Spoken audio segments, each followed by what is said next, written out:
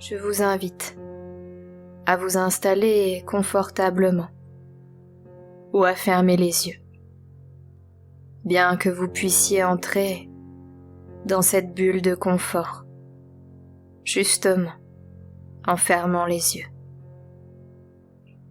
Même si vous êtes présent consciemment, votre inconscient est à l'écoute et vous fera signe de sa présence.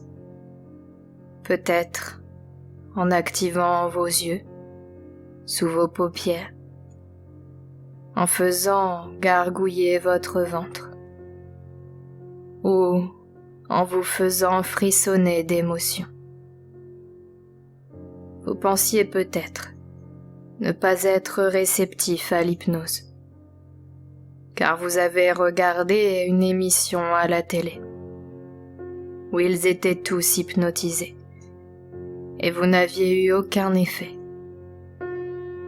Et pourtant, en réouvrant les yeux, tout à l'heure, ou peut-être demain, les mots que j'aurais prononcés, les histoires que j'aurais racontées, tout ceci commencera à s'envoler pour laisser votre inconscient travailler.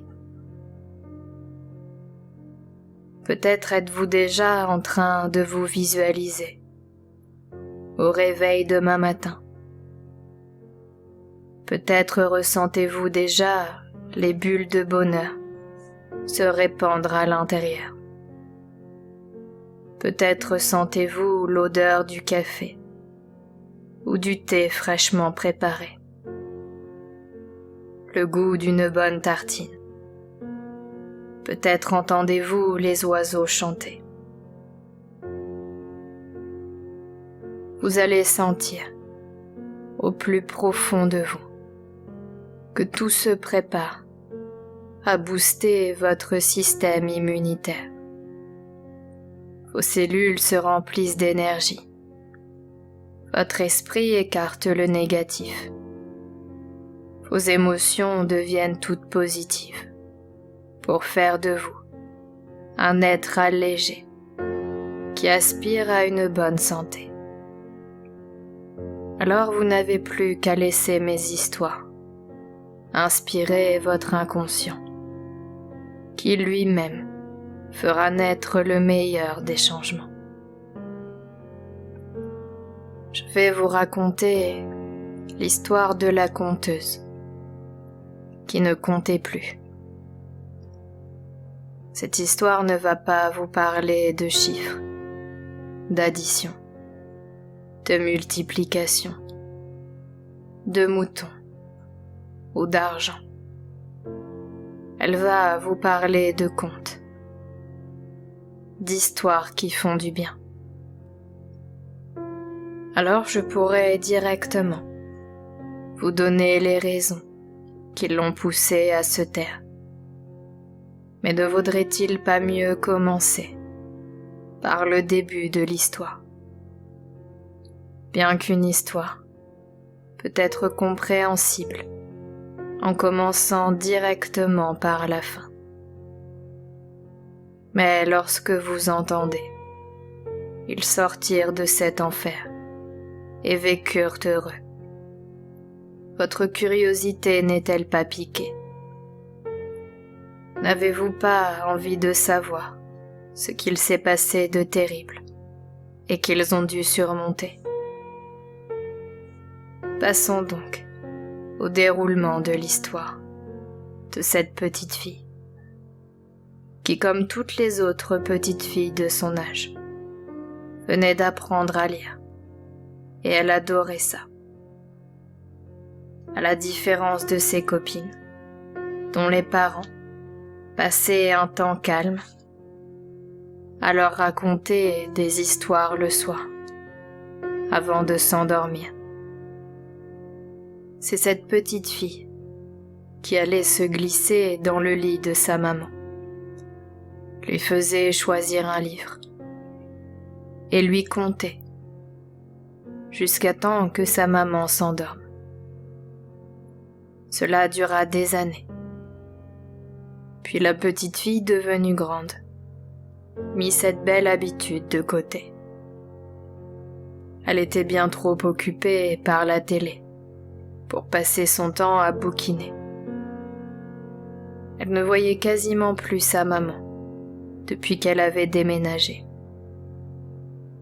Ce n'est qu'à l'âge de 33 ans, 3 mois, 3 jours, 33 minutes et 3 secondes, mais surtout 5 mois, 24 jours, 17 minutes et 48 secondes après une catastrophe technologique mondiale causée par une impulsion électromagnétique qu'elle découvrit dans sa nouvelle maison, qui était aussi celle de son enfance.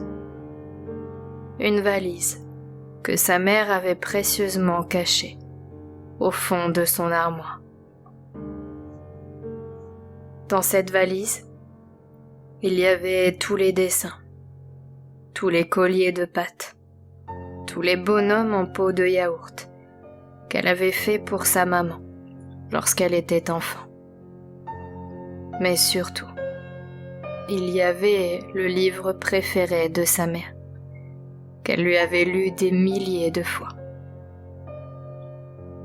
C'est alors que sa mère entra dans la chambre. La petite fille lui demanda pourquoi elle avait gardé tout ça. Elle expliqua à sa fille que lorsqu'elle avait une baisse de morale, qu'elle croyait qu'elle était dans un cercle sans fin, qu'elle ne voyait pas la lumière à l'autre bout du tunnel. Il suffisait d'ouvrir cette valise et de se replonger dans ses souvenirs joyeux pour retrouver le sourire et surtout l'espoir que demain serait meilleur. Parce qu'elle le savait. Si cette catastrophe était arrivée, c'est parce que le monde, tel qu'elle le connaissait, n'était pas parfait. Cette catastrophe n'avait été qu'un révélateur de toutes les erreurs commises par l'homme. Elle et sa fille avaient maintenant la chance de pouvoir reconstruire leur monde autrement, le rendre meilleur, pour pouvoir accéder enfin au vrai bonheur. C'est pour cela que sa mère était pleine d'espoir. Imaginez-vous, vous aussi, retrouver cette valise, bien cachée au fond de vos armoires. Elle est remplie des souvenirs de votre enfant intérieur. Cet enfant qui était invincible, immortel, plein de joie, de vie, de rêve, d'espoir. Vous pourriez vous imprégner de lui, de ces super cellules magiques qui sont indestructibles. Ces cellules à lui fonctionnent au maximum de leur capacité. Alors, vous pouvez maintenant vous en imprégner. À partir de maintenant, toutes vos cellules sont devenues des super cellules. Des cellules qui boostent vos défenses immunitaires pour vous garder en parfaite santé. Vous êtes dorénavant plein de joie, de rire, plein de vie, de rêve et surtout d'espoir, car c'est tout ce positif qui permet à vos cellules de devenir des super cellules pour booster au maximum de vos capacités, vos défenses immunitaires. Alors imaginez-vous, dès la fin de cette séance, vous sentir en pleine forme, reposé, tel un super vous, qui fonctionne au maximum de ses capacités.